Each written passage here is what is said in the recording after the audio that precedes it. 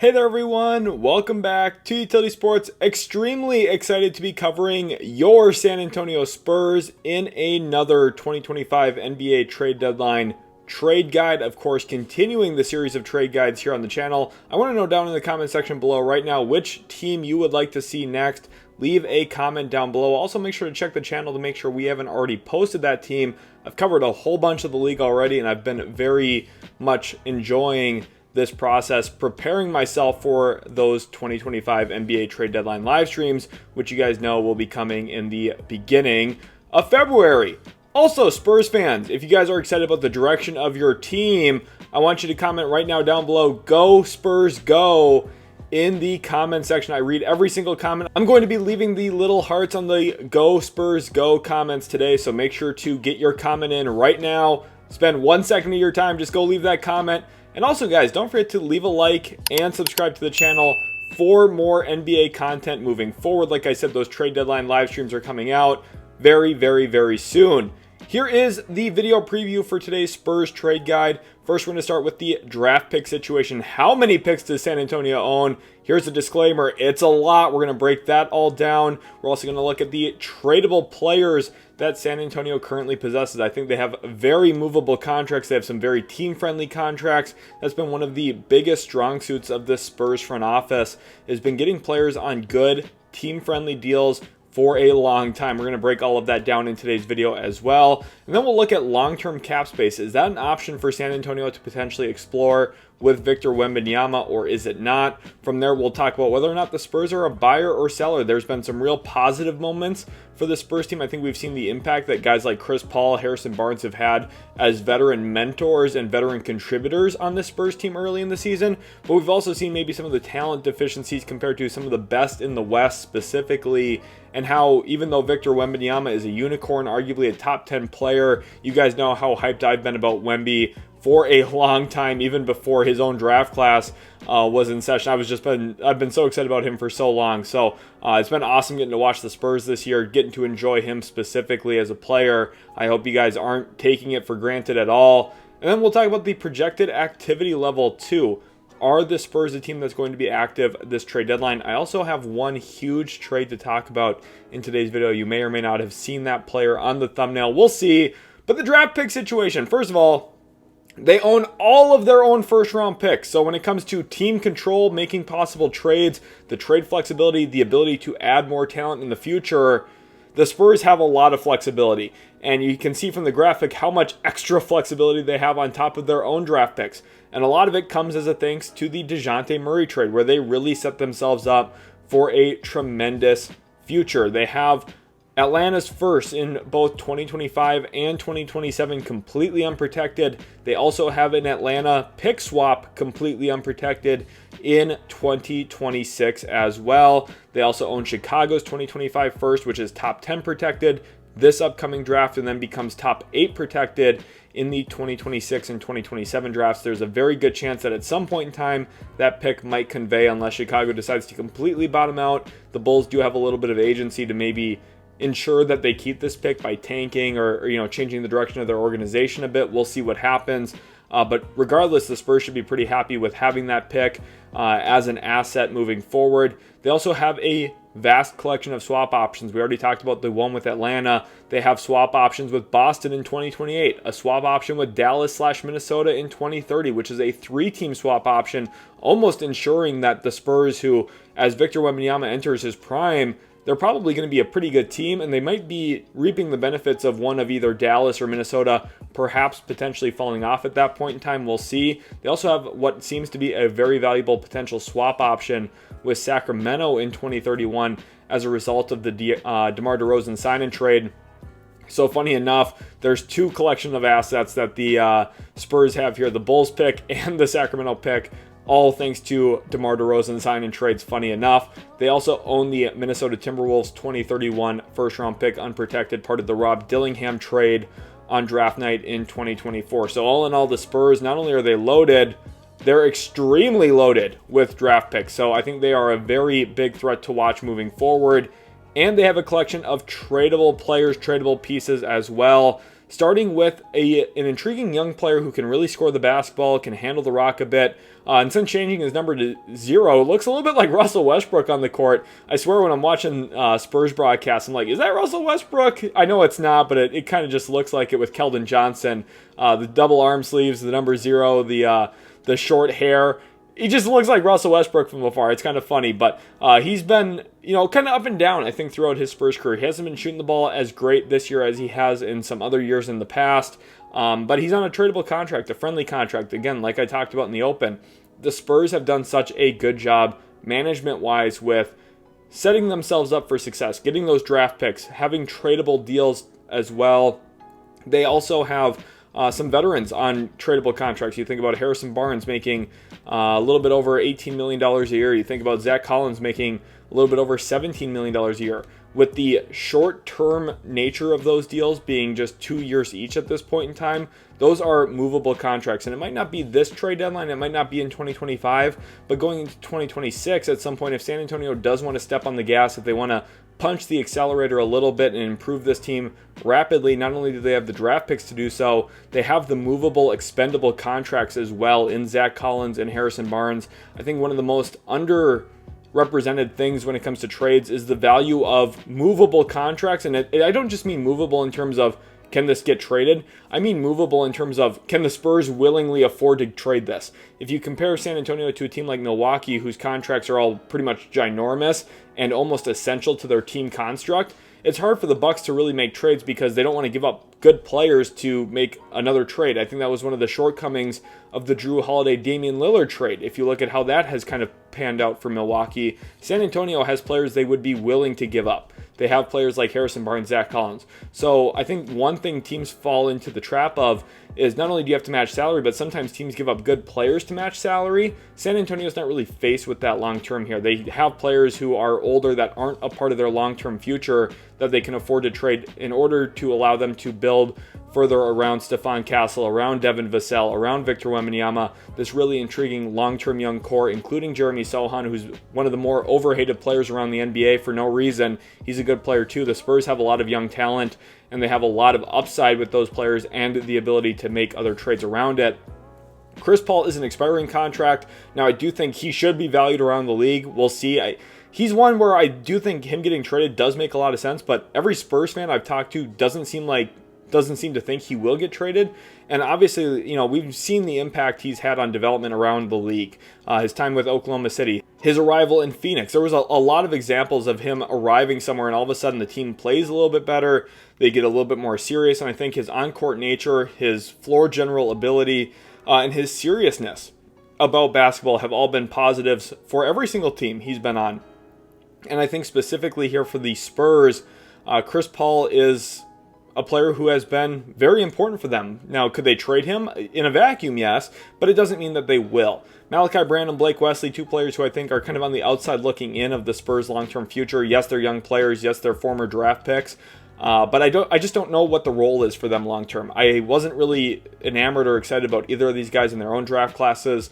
Now, the one thing I'll say is San Antonio has done very well in the lottery. They got Vassell, they got Sohan, they got Stephon Castle, they drafted Wembanyama. Obviously, that was a no-brainer.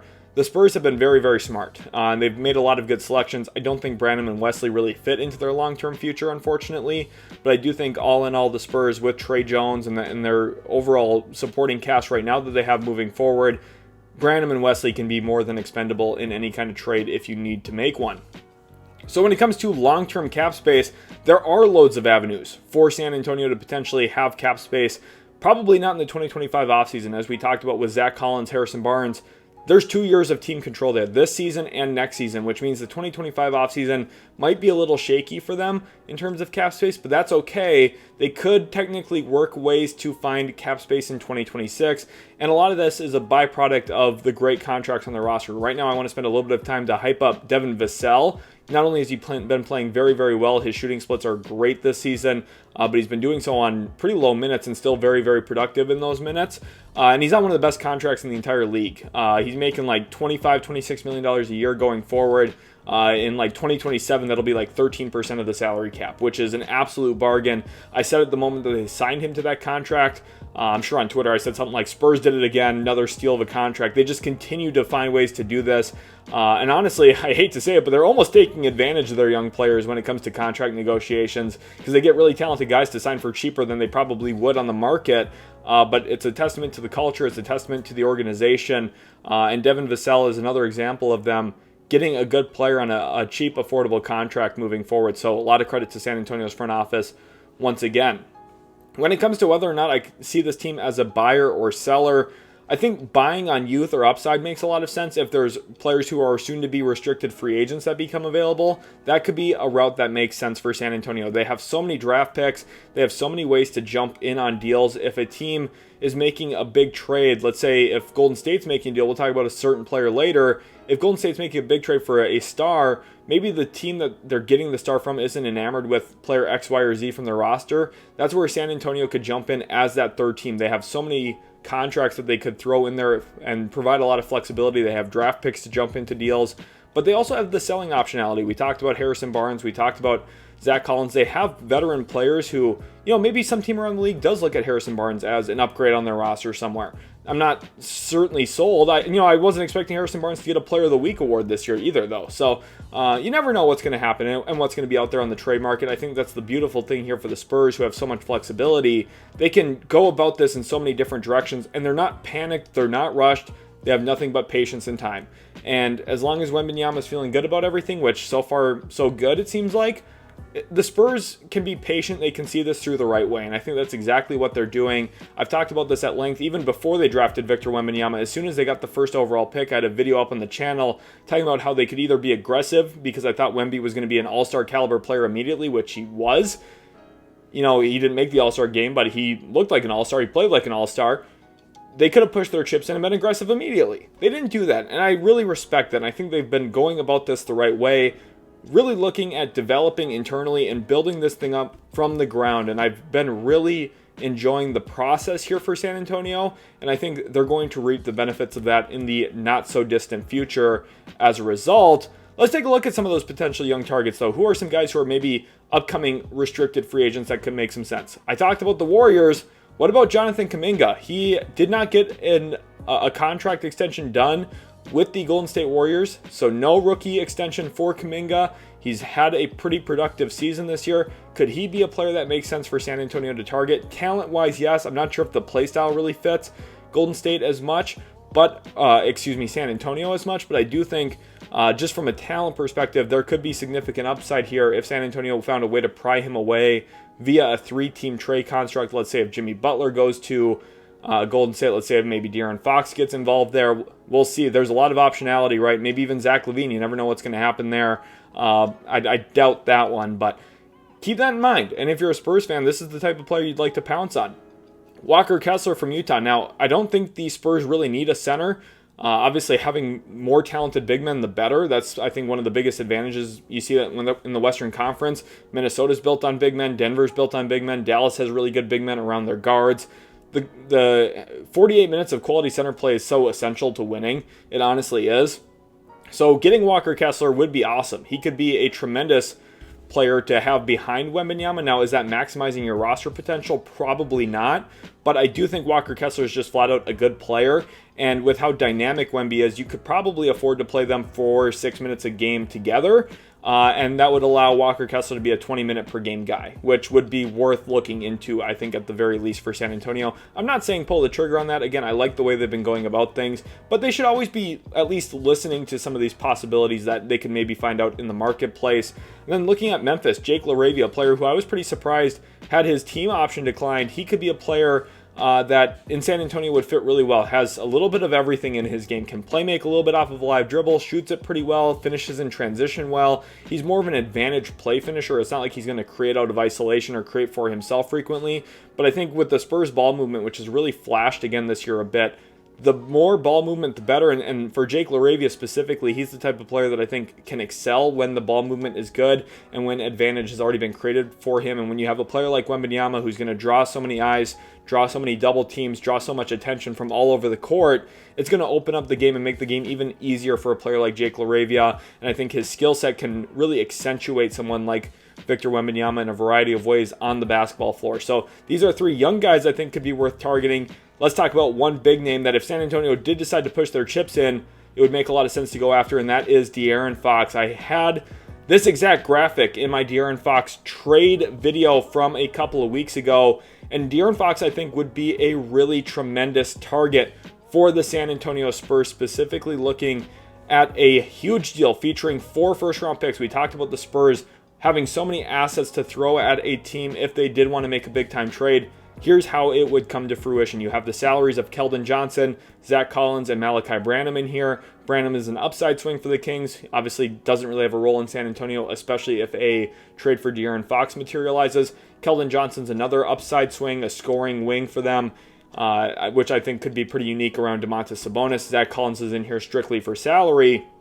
And then 4 first-round picks, some of them pretty valuable. That Atlanta 2027 first, pretty valuable. The Chicago 2025 first with the protections, pretty valuable asset. 2028 swap option with Boston. It's not a super valuable asset, but it's still a first-round asset. Very interesting piece for Sacramento to maybe have.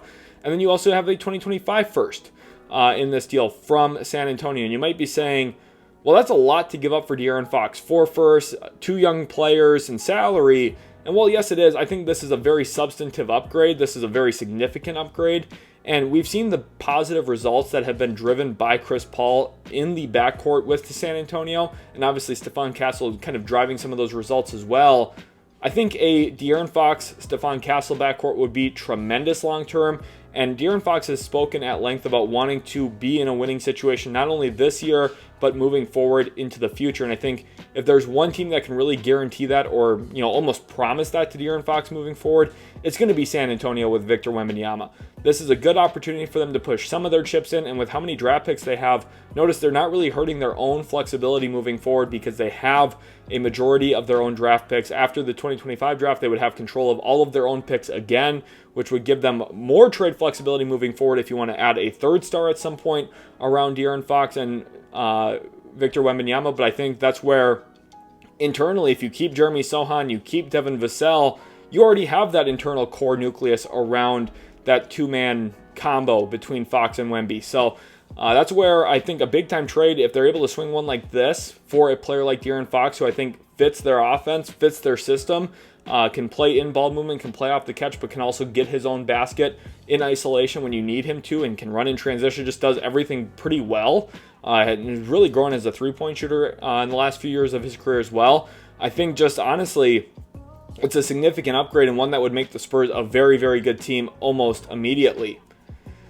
So when it comes to projected activity level, do I think they'll actually make a trade for De'Aaron Fox?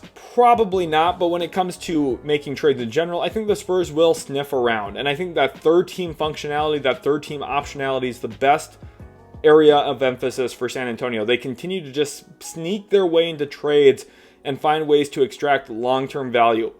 And that's how they've walked away with, the 2031 swap option with Sacramento. That's how they've walked away with so many extra swap options along the road. They did that with Dallas too in the 2030 draft, part of the Grant Williams sign and trade with Boston. They've just been very creative, very smart, and very intuitive with the way that they've built their roster and their future draft flexibility. So expect them to continue doing something like that. They're going to get involved, but it's not going to be in the biggest, most polarizing trades like that De'Aaron Fox one we just talked about. It's more likely we see them helping out other teams, getting involved as the 3rd team, and finding ways to pull out value in sneaky little deals like that, which, if you win deals like that, you're going to go a long ways in this league, and that's what the Spurs have been doing for some time now.